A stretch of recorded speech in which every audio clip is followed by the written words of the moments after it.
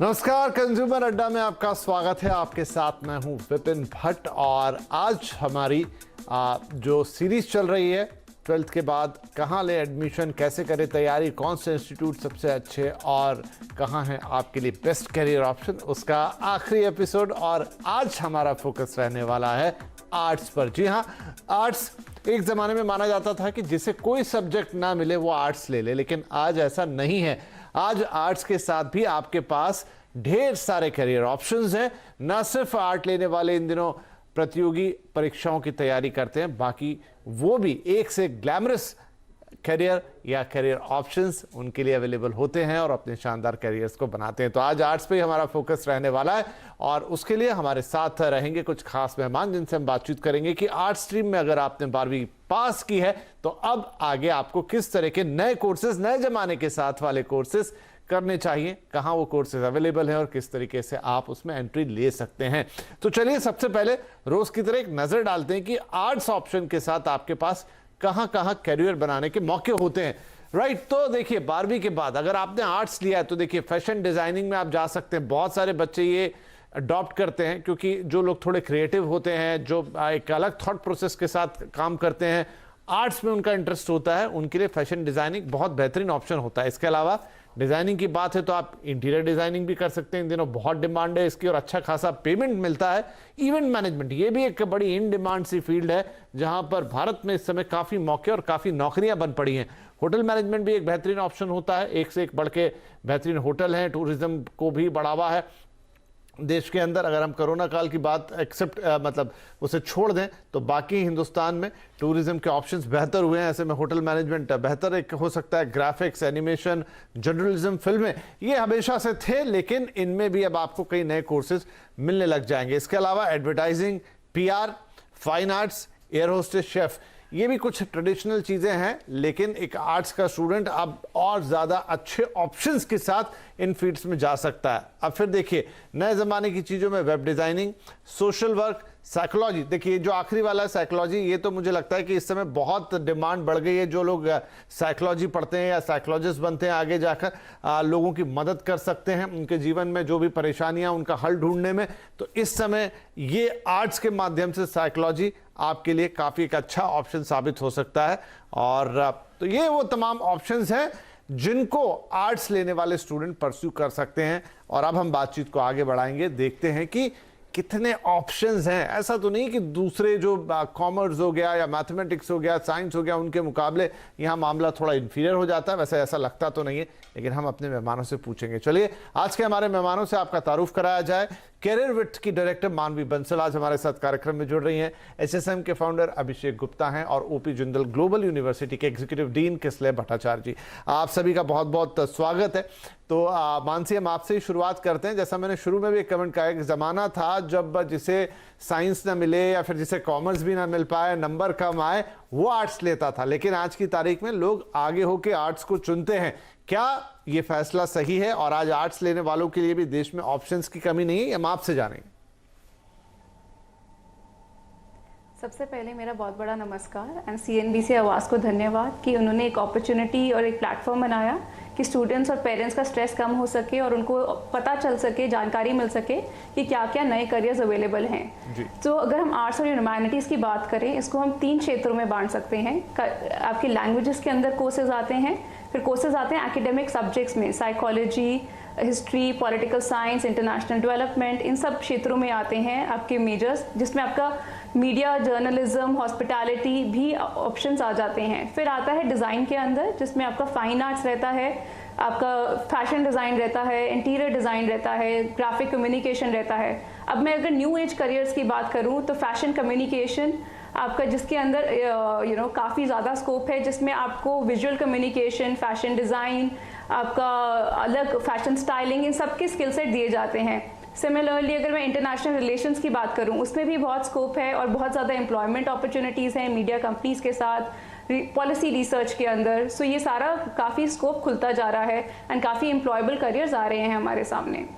Right. And psychology में भी अगर हम देखें तो एक मैं पॉइंट ऐड करना चाहूंगी, साइकोलॉजी सोशल वर्क में भी, बैचलर्स ऑफ सोशल वर्क में भी बहुत स्कोप आ गया है, एंड साइकोलॉजी के बाद भी बच्चे counsellor, therapist and even art therapy और डांस थेरेपी जैसे कोर्सेज में जा रहे हैं। जी हाँ, मैंने साइकोलॉजी का तो जिक्र किया ही कि हमने देखा कोरोना काल में कितना लोगों को मानसिक परेशानियां, मानसिक तनाव हुआ, और आजकल की जैसी लाइफस्टाइल है लोगों को उस चीज से दो चार होना ही पड़ता है। लोगों में भी अवेयरनेस आई है कि भाई हाँ, हमारे मन की, हमारे अंदर की भी तबीयत खराब हो सकती है, सिर्फ फिजिकली तबीयत खराब होना ही तबीयत खराब होना नहीं होता। और ऐसे में जो साइकोलॉजी वाला सब्जेक्ट है, इसमें काफी ऑप्शंस बनते हैं अगर आप ठीक ठाक जगह से पढ़ाई करें और अच्छी पढ़ाई करके निकलें।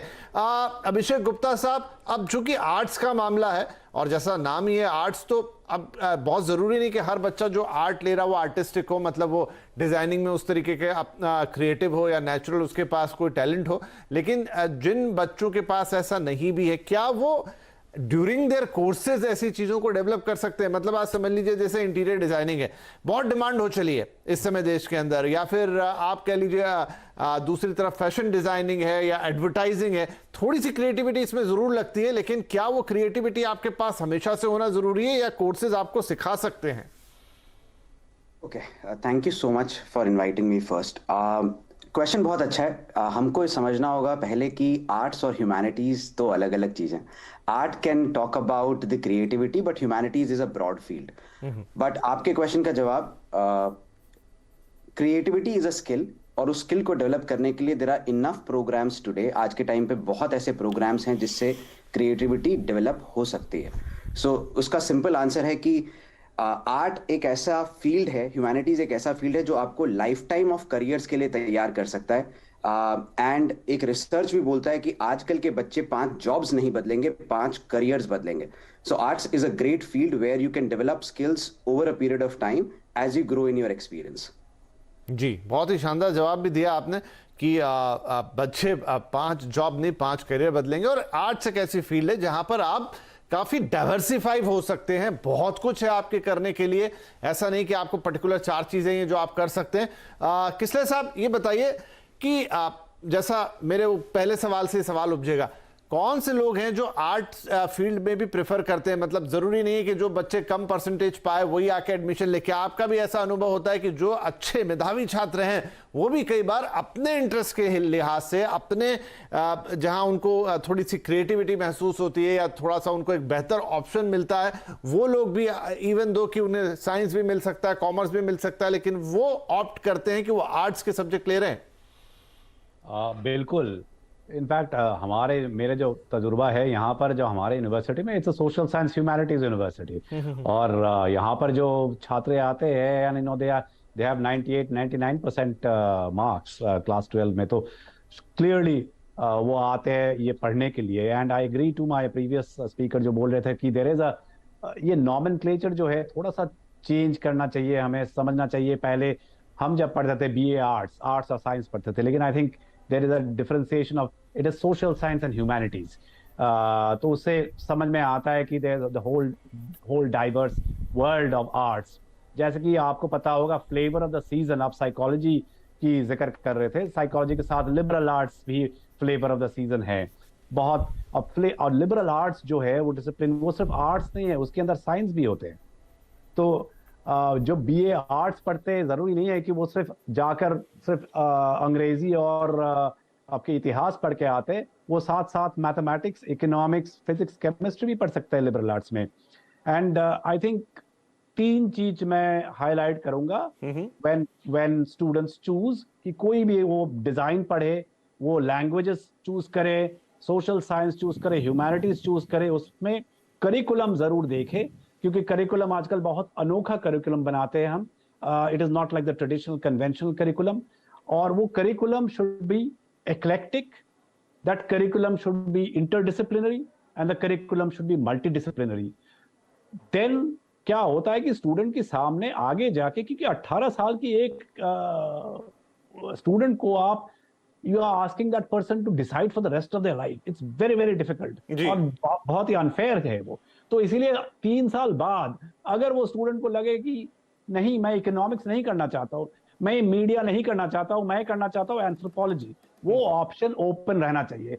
मैं जो कोर्स पढ़ाता हूँ यहाँ पर, हम कहते तो है ये media and media journalism and media studies है, लेकिन उसके अंदर हम डेटा जर्नलिज्म भी पढ़ाते हैं, हम जेंडर एंड सेक्सुअलिटी भी पढ़ाते हैं, हम रिपोर्टिंग एनवायरनमेंट भी पढ़ाते हैं। तो और ज्यादातर छात्र है अब इनफैक्ट जो पास करके गए batches of graduate actually have gone and studied something else. उन लोग मास्टर्स डिग्री कुछ ह्यूमन राइट्स में किया, कुछ पॉलिटिकल साइंस में करते हैं। तो दैट ऑप्शन ओपन रहना चाहिए। And you as you would know that आजकल जो बड़े मल्टीनेशनल्स होते हैं they choose students based on specific interviews, not on particular degrees. And in Right. fact, one of the I think कुछ 1 करोड़ देकर एक ग्रेजुएट छात्र दिल्ली की कोई कॉलेज से गूगल ने रिसेंटली पिकअप किया। So that option is there now.